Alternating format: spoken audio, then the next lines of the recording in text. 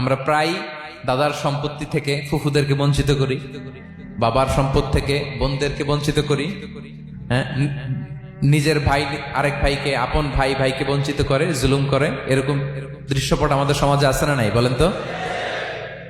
কিয়ামতের দিন আল্লাহর সুপ্রিম কোর্টের কাঠগড়ায় হিসেব দিতে হবে। কেউ যদি জুলুম করে তার ভাইয়ের 1 বিঘত পরিমাণ জমিন খায়, 1 বিঘত চিনেন তো?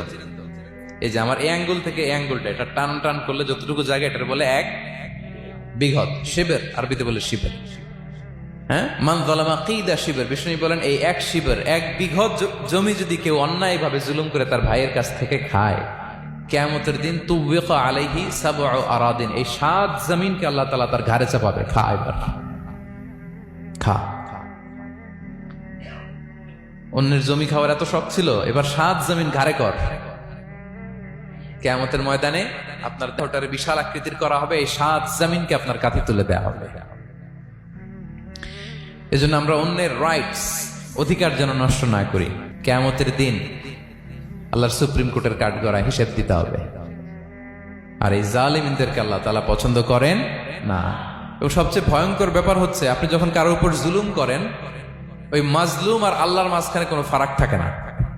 খবরদার, মজলুমের কান্না কখনো বৃথা যায় না। মজলুমের কান্না কখনো বৃথা যায় না। জীবনের কোনো না কোনো সময়ে এর প্রায়শ্চিত্ত আপনাকে করতে হবে। জীবনের কোনো না কোনো সময়ে এর প্রায়শ্চিত্ত করে আপনাকে মরতে হবে।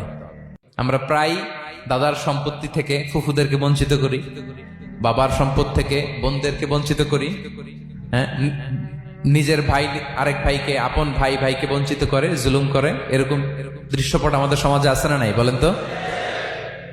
কিয়ামতের দিন আল্লাহর সুপ্রিম কোর্টের কাঠগড়ায় হিসেব দিতে হবে। কেউ যদি জুলুম করে তার ভাইয়ের 1 বিঘত পরিমাণ জমিন খায়,